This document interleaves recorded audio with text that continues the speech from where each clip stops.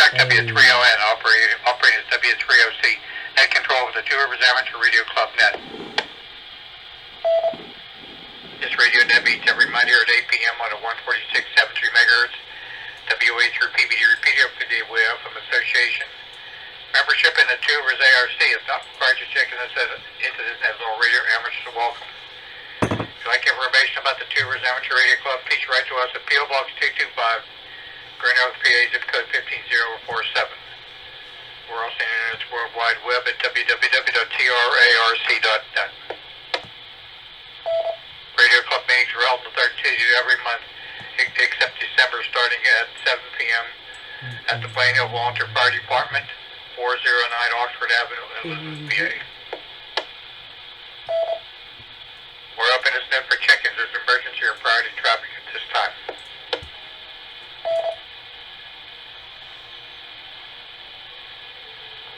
Please, when checking into the net, give your calls on slowly and phonetically, and state if you have any announcements or comments for the net. At this time, are there any officers of Two Rivers ARC wishing to check in? W3OC. W3OC, please recognize Kilo Bravo 3 Sugar Tango, Rob, Elizabeth Township. Evening, Chuck. Evening to the net, no traffic. W3OC.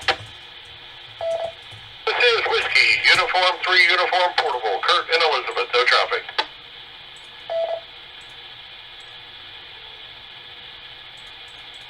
Okay, got Kilo Bravo 3 Sugar Tango and Whiskey, Uniform 3, Uniform Portable. Excuse me, are there any other members of the Board of Directors wishing to check in?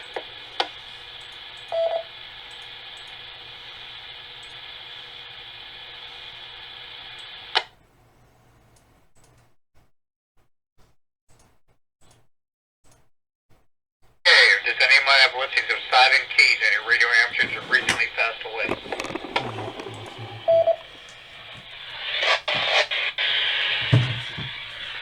Net control, this is KA3KSP. Go ahead, KSP, go ahead. Yes, Bob McCluskey, AD3Q. Okay, thank you. Okay, any more? Anybody else got any more? Is that a silent key? It might be silent key. Okay, thank you. I have one also that silent key, former TRARC member Mike Tanner, Whiskey 3 November Lima, Japan, is also a silent key. So we have Mike Tanner, W3 November Lima, Japan, and Bob McCluskey, Alpha Delta 3 Quebec, that are silent keys. We're going to stand by for 1 minute for remembrance of both of these fine men. It's W3OC.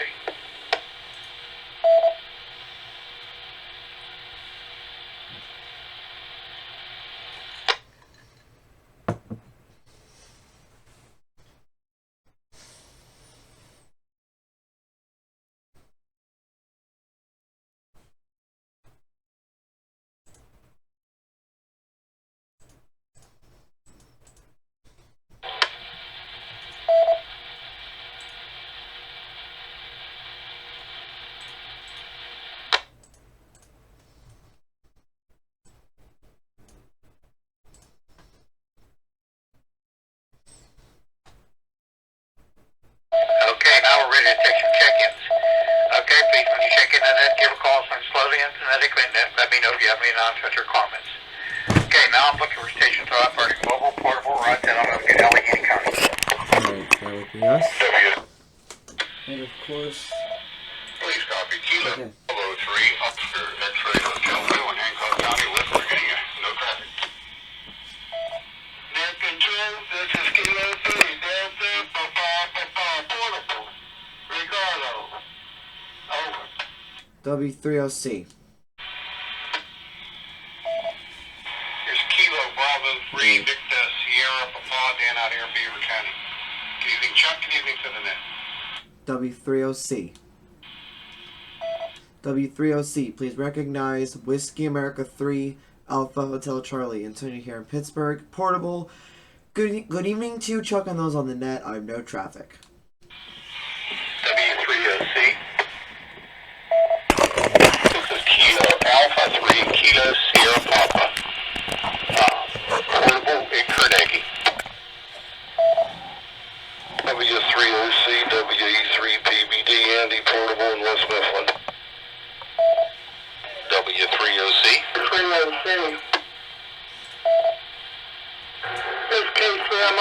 on in Finlandville. Evening, Chuck. Evening to the net. W3OC. November 3 Zulu Charlie Hotel, Portable, Ricky in Knoxville.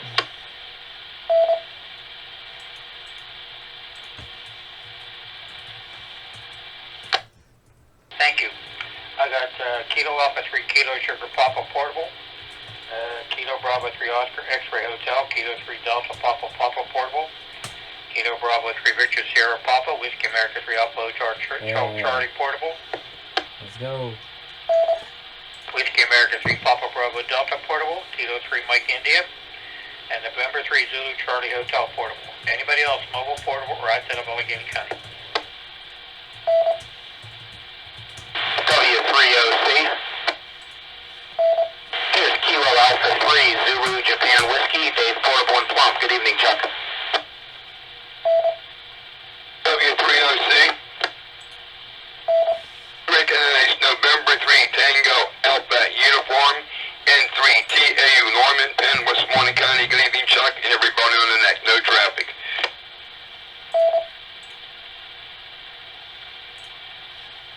Okay, got Kilo Alpha 3 Zulu Japan Whiskey Portable and November 3 Tango Alpha Uniform. Anybody else? Mobile portable right out of Allegheny County.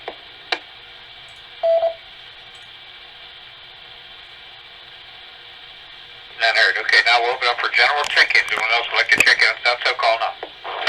W3OC. This is November 3 Uniform, Pittsburgh. Hello, Chuck, and everyone on the net. W3OC. This is Kilo Alpha 3, Kilo Echo Victor Mobile. Denny and Plum, good evening. W3OC.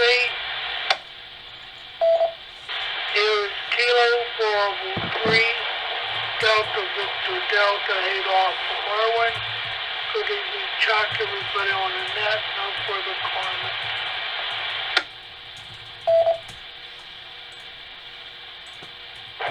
W3OC. This is W3 SYR Bob White Oak. Good evening, Charlie. Good evening to the net. And Chuck, thank you for being net control.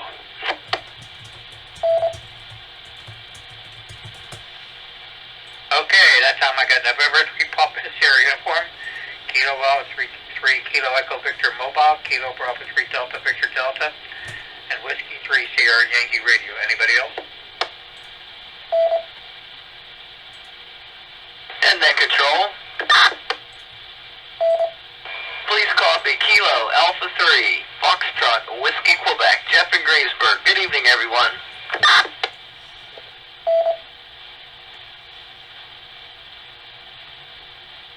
Okay, Kilo Alpha 3 Fox Whiskey Quebec. Anybody else? Hey, I can thank everybody who did take the time to check in with us this evening. That's in general announcements and also the news line keyed up on the computer. We'll get into that here in a little bit. Here's some mentions of Two Rivers activities. The Two Rivers ARC operates another radio net here on the 2 meter and 70 centimeter band. It's called the Gap Net. Meets on Wednesdays at 8:30 p.m. on the linked 147.12 megahertz and 442.250 megahertz repeater system. Radio Club also has a Ham the Next Breakfast. That's held on the second Saturday of every month. We moved the location to a new location called the Rock Run Inn at Butler's Golf Course. That's on Elizabeth, PA.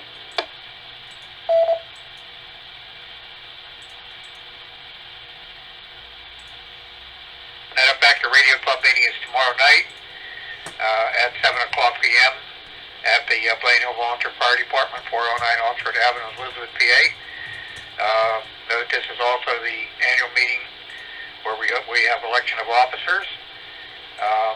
Let's see, what do we have here? And also, club members are reminded we're in the dues membership renewal period. Started September 1st and runs till the end of October. So that's some of the Two Rivers activities that are coming up.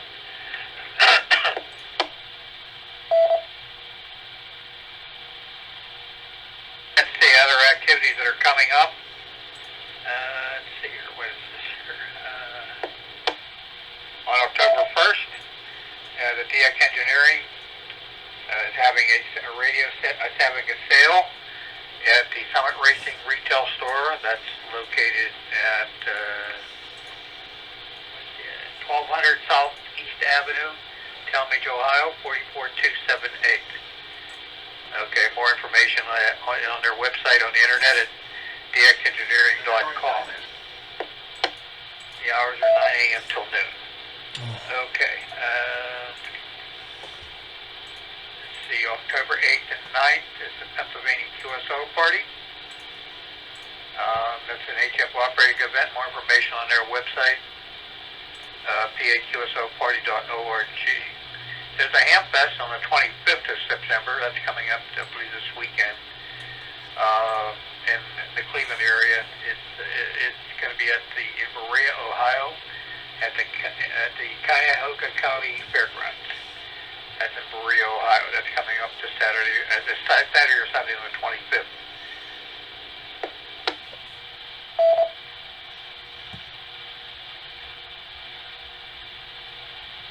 Good evening. 8:11 p.m. Okay, looking a little bit into October. At the end of the month, CQ Worldwide DX Contest will be operating on the HF bands. That's October 29th and the 30th. That's for sideband. And then they have a CW contest of the same type. It's on November 26th and 27th. More information on that is on the internet at www.cqww.com.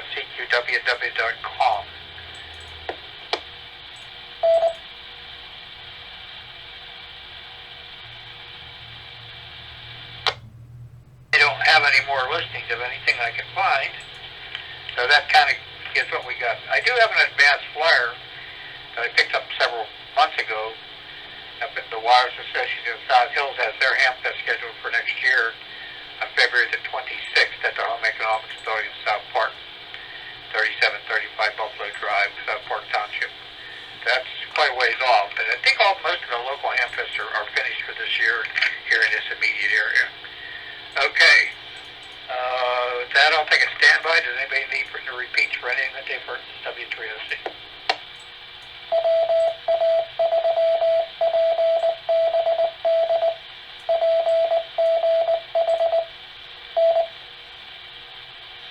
Okay, none heard. All right. Well, let me flip the switches. Let's see what this one's got tonight. It's W3OC.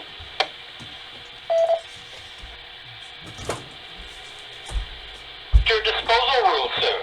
Researchers work to make smaller antennas with bigger performance, and German regulators look to add a new class of amateur license.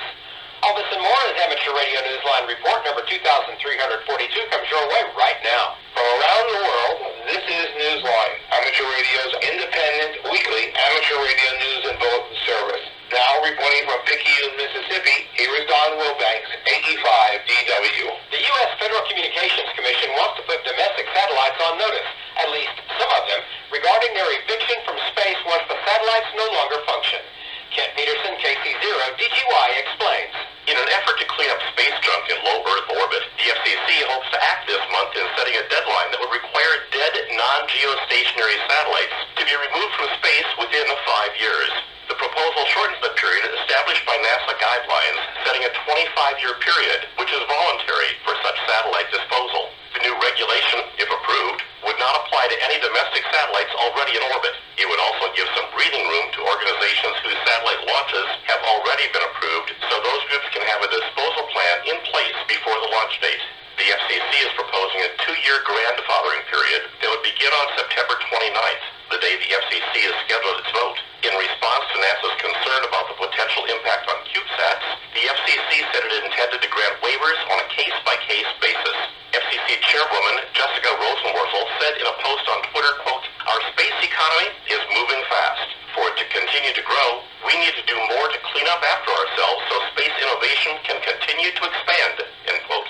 This is Kent Peterson, KC0, DGY. Just how small can a small antenna be? Researchers in the U.S. are studying that challenge now, hoping to accomplish an antenna that offers economy in space without compromising performance. Neil Rapp, WB9VPG, gives us the details.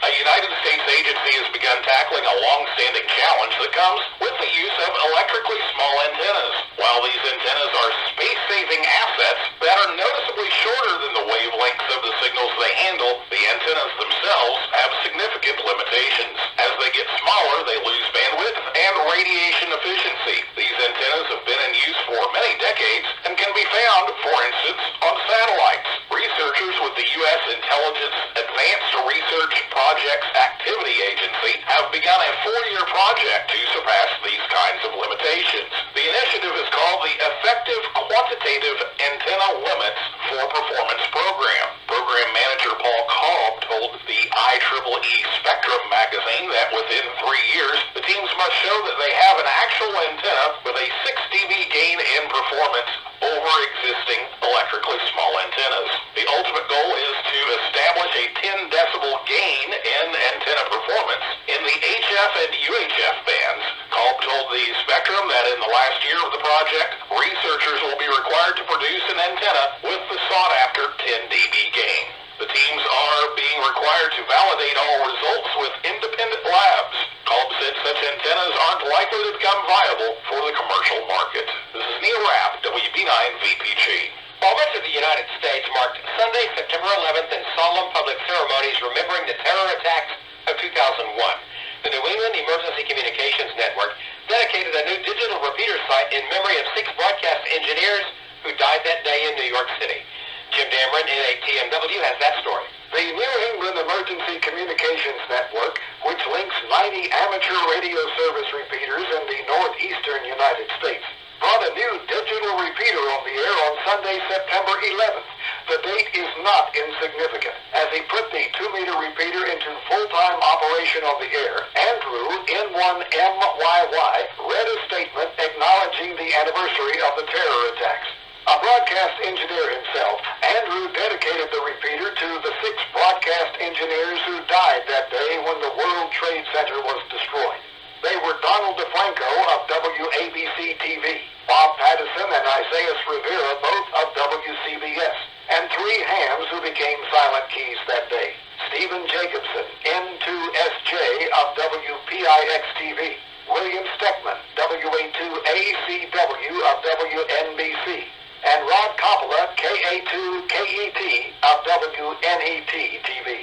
The repeater's full-time operation now adds to the network's strength for public service and emergency preparedness in the region. This is Jim Dameron, NATMW. In Great Britain, Jubilee activities have been halted on the air during the somber time following the death of Queen Elizabeth II. Jeremy Boot, G4NJH, is here with that report.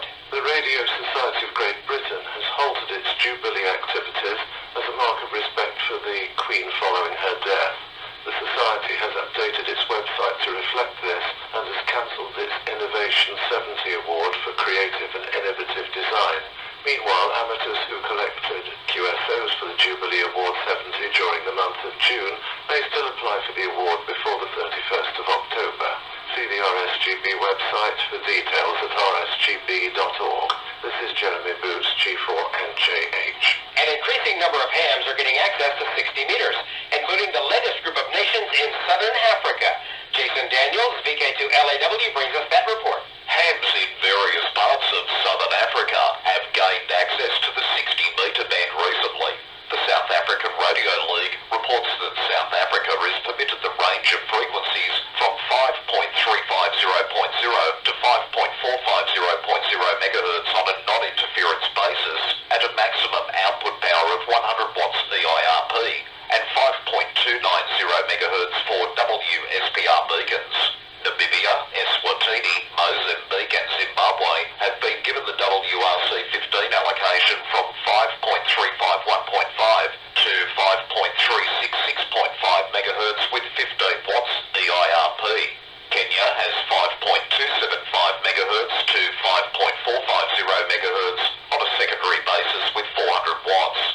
The league wrote on its Facebook page that it's still awaiting official confirmation from Botswana, Lesotho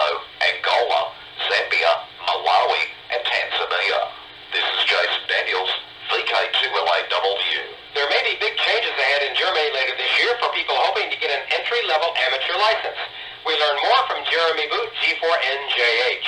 Germany is hoping to make it easier for people to get involved in amateur radio by adding a third class of license at the entry level with low power and restricted operations. Germany's Federal Ministry for Digital Affairs and Transport said in a press release that the proposed N-class license would have a greatly simplified test concentrating on regulations, operations and basic technology.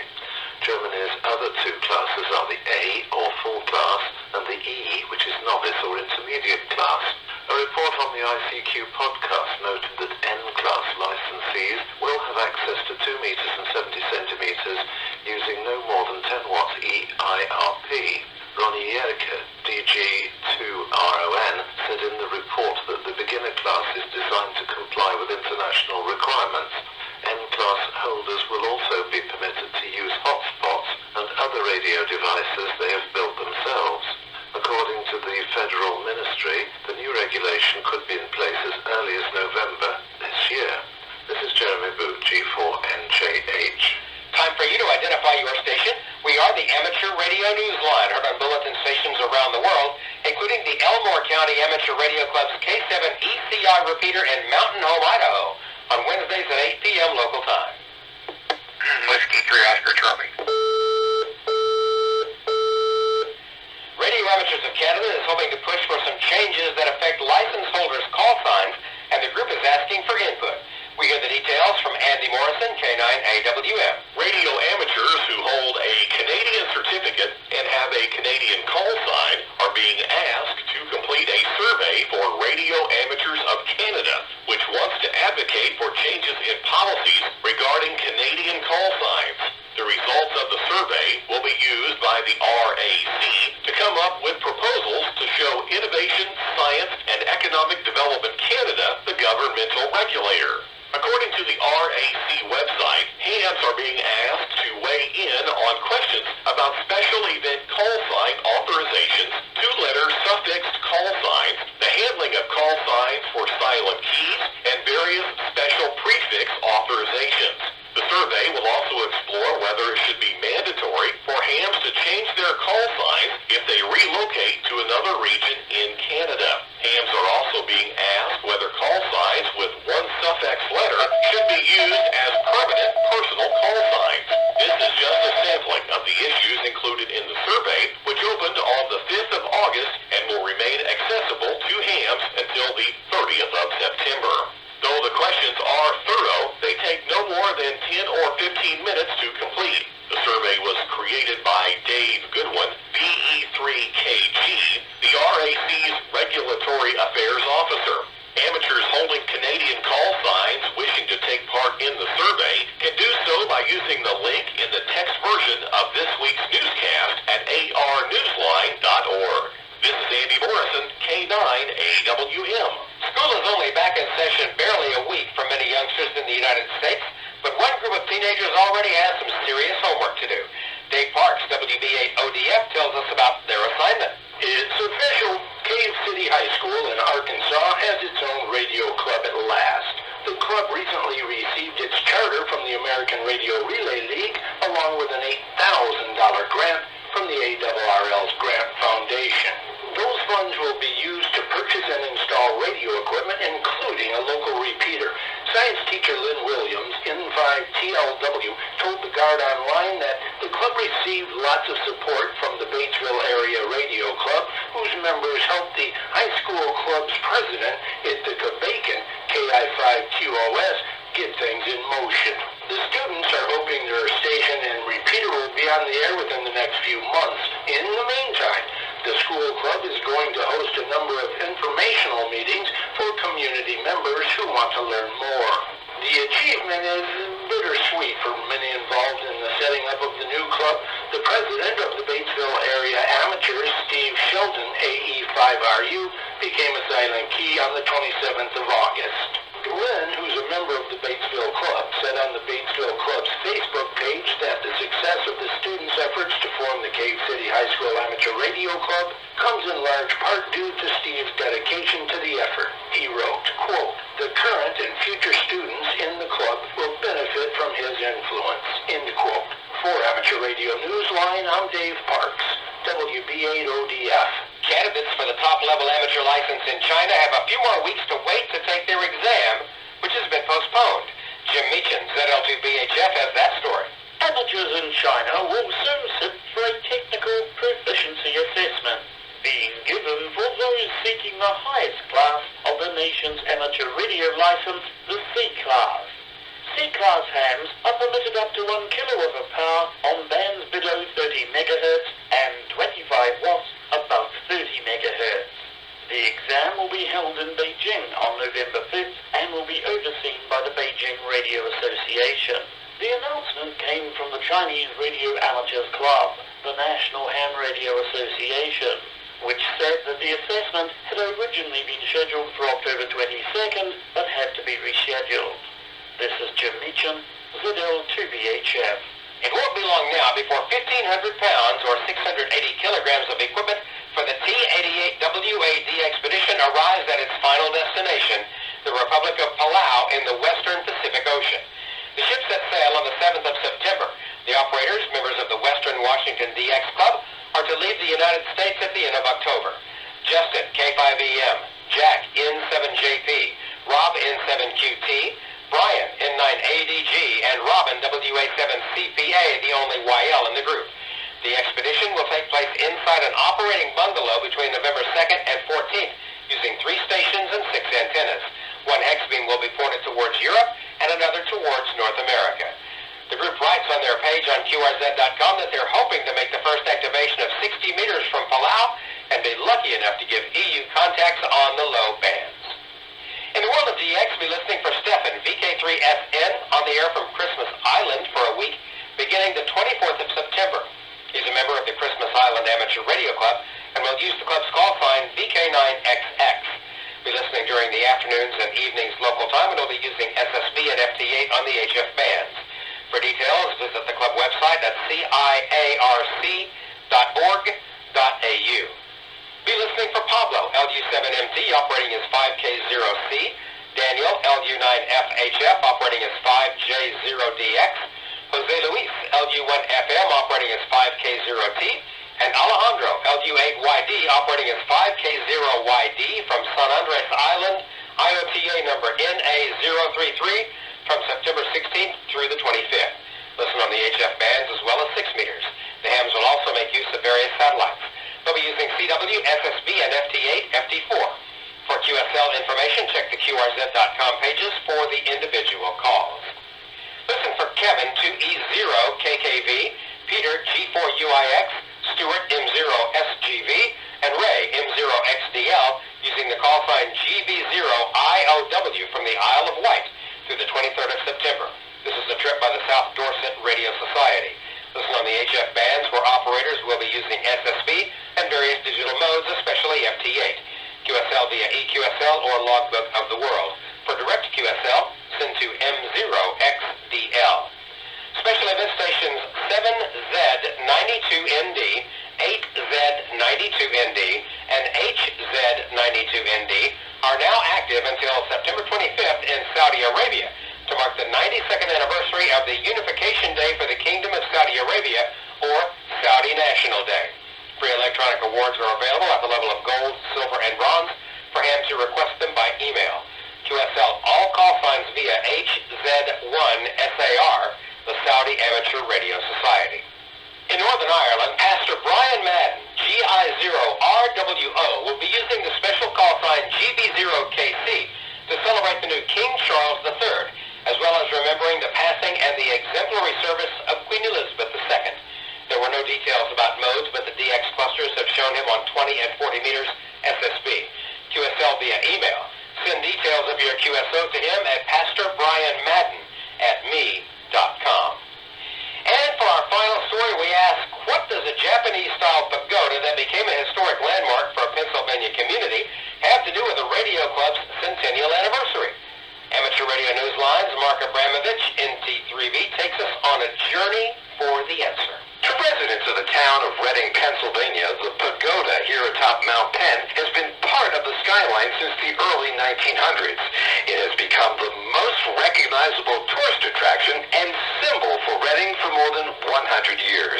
Local historians say it was built to cover up a developers' gravel quarry damage to the mountain overlooking the city. The 7-story structure, modeled after an actual Japanese pagoda, was supposed to become a luxury hotel, but the history books say its owner failed to get Pennsylvania's permission to serve alcoholic beverages there. The owner claimed his pagoda never realized its full potential, and he went bankrupt. By 1911, the city officials bought the pagoda for $1 and opened it to the public as a local attraction. More than 60 years later, it was listed on the National Register of Historic Places. The pagoda became a natural symbol for the emblem adopted by the Reading Radio Club, which is marking its 100th anniversary this year. On Saturday, September 24th, the club will be on the air from the pagoda as a special event station using the club call sign W3BN. 3 other HS stations using W3BN also will be on the air from the Reading area for 12 hours to give amateurs an opportunity to join the party and earn a keepsake color certificate featuring a photo of Reading's historic pagoda. You'll find more on the Reading Radio Club's Facebook page or on QRZ.com. Search W3BN. I'm Mark Avramovich, NT3V, in Reading, Pennsylvania. With thanks to the ARRL, CQ Magazine, the CRAC, David Behar, K7DV, Engadget, Federal Ministry for Digital Affairs and Transport, Guardian Online, ICQ Podcast, IEEE Spectrum, Ohio Penn DX, QRZ.com, Radio Amateurs of Canada, Reading Radio Club, South African Radio League, Southgate Amateur Radio News, shortwaveradio.de, and you, our listeners. That's all from the Amateur Radio Newsline. We remind our listeners that Amateur Radio Newsline is an all-volunteer, non-profit organization that incurs expenses for its continued operation. If you wish to support us, please visit our website at arnewsline.org and know that we appreciate you all. We also remind our listeners that if you like our newscast, please leave us a 5-star rating wherever you subscribe to us. For now, with Karen Eve Murray, KD2GUT at the news desk in New York, and our news team worldwide, I'm Don Wilbanks, AE5DW in Picayune, Mississippi, saying 7-3. And as always, we thank you for listening. Amateur Radio Newsline is copyright 2022. All rights are reserved.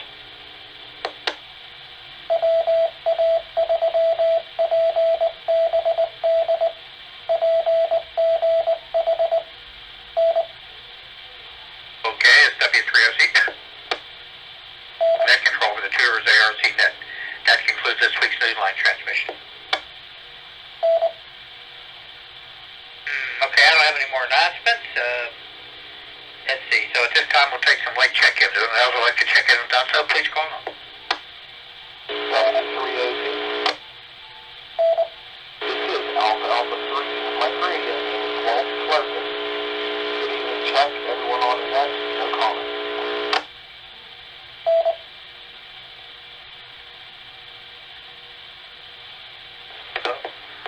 This is Kilo Alpha 3 Echo Kilo Oscar Sevi of O'Hara Township.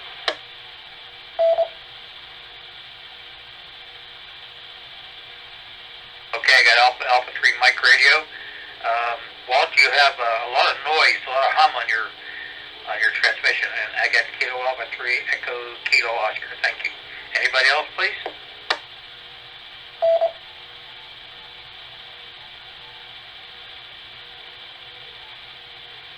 Good evening. 8:34 p.m. Okay, all right. We're going to close the net out this hour. I showed 20 check-ins. I'd like to remind Two Rivers members, don't forget we have a radio club meeting tomorrow night at 7 p.m. over there at Plain Hill Volunteer Fire Department, 409 Oxford Drive in Elizabeth, PA. And don't forget, that's also it's also membership renewal time, so make sure you get your membership renewed. And with that, we're going to try and repeat it back to General Massachusetts, W3OC. Also, with also W3O on it, Mike, good night.